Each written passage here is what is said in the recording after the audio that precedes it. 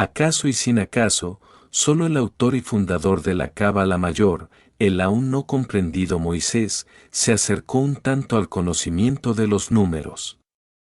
Los demás hombres, aunque parezcan consumados matemáticos, solo llegan a la concepción del valor de los efectos o ecuaciones de los números, pero de los números nada saben. Para probar el punto ético comunista que nos ocupa, necesitamos estudiar los números, y como sería tarea infinita, vamos a tomar por ejemplo el número 3 representado en el mágico triángulo, pero lo haremos muy someramente, como estímulo al estudio de los números. Moisés, aquel gran ignorante, según los grandes sabios de Ogaño, vulgo materialistas, concibió, para su Cábala Mayor, en la que encerró sus más grandes secretos, el número 3 en el triángulo en esta forma geométrica, que nos revela su ignorancia.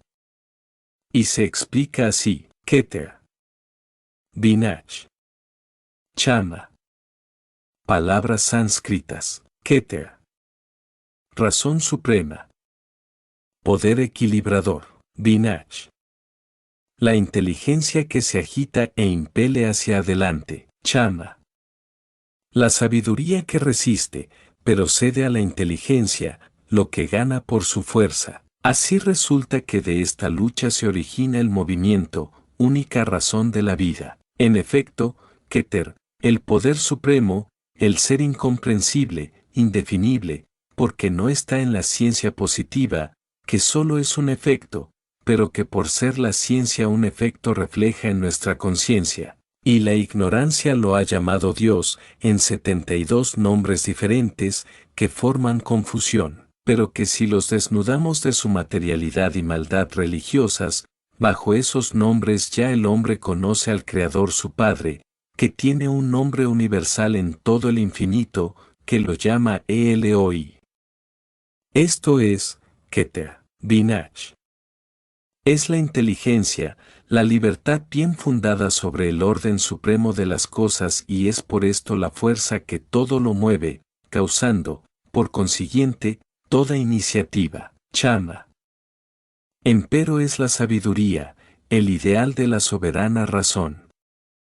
Por lo que el ideal es la matemática pura de ese ser incomprensible, pero cuyo ideal solo puede ser un miraje en el hombre de dos mundos, es decir, dúo, de cuerpo y alma, hasta que, habiendo vencido la resistencia de la inteligencia obtusa, se descubre en la vida como iniciador de ella en el movimiento.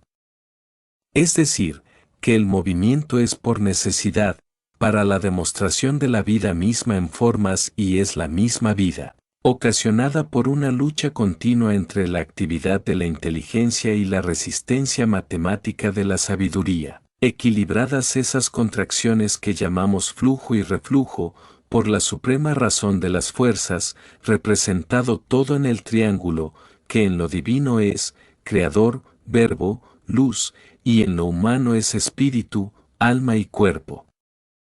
He aquí la verdadera Trinidad del Padre y la de su imagen e Hijo, el hombre. La primera, en la ignorancia, por llamarla divina, la creen abstracta.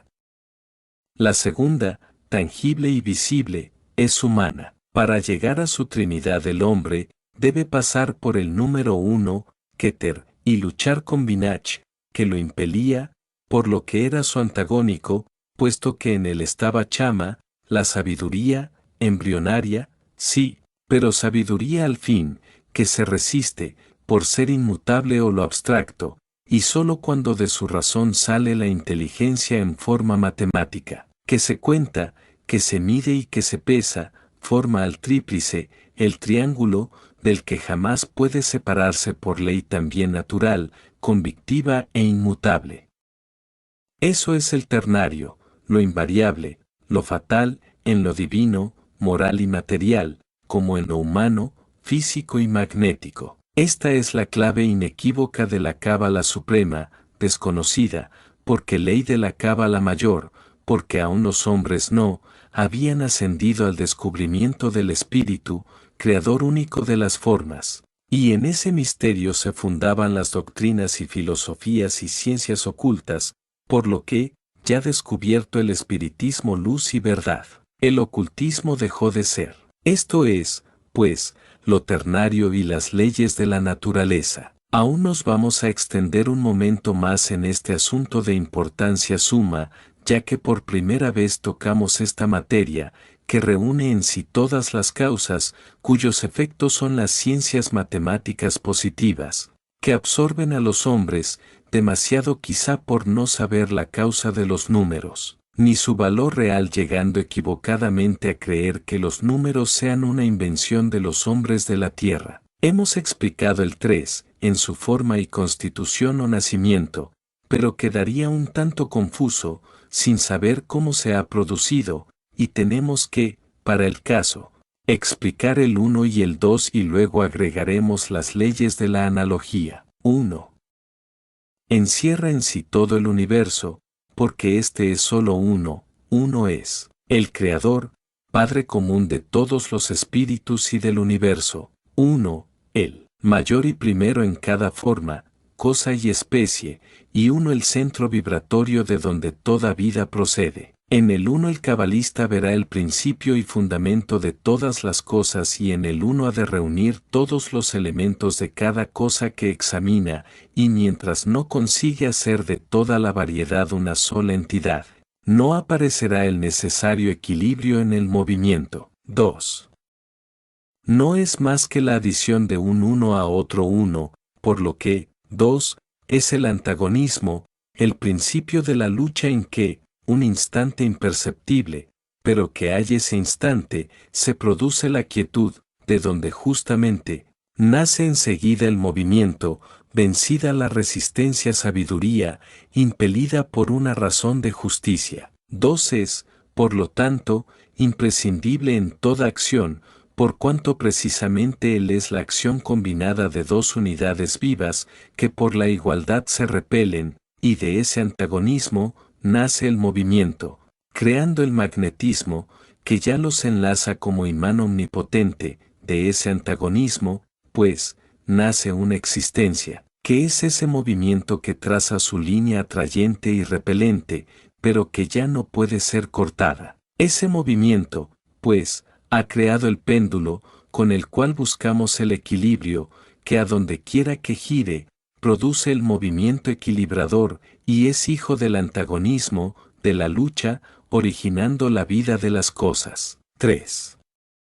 Es esa línea formada por el movimiento del péndulo y que necesariamente une las dos líneas formadas por los dos unos, nacidos del mismo punto que cuya línea del movimiento cierra el triángulo. 3, pues, es producido del movimiento de los dos unos y aparece en nuestra inteligencia, la plenitud de la Trinidad del Creador, siendo uno, pero la comprendemos en vida, verbo y luz, o poder, fuerza y expansión. Decimos que el Hijo es el verbo, pero entendamos ya, que es la forma hombre, con el espíritu luz, y así está concluido en la ley de Set, cuando dice, en él estaba la vida y la vida es la luz de los hombres. La luz no es la substancia ni la inteligencia, sino el resultado de esa unión, y no es un compuesto de las dos, sino mitad substancia y mitad inteligencia, y es así, porque del trabajo de esa unión,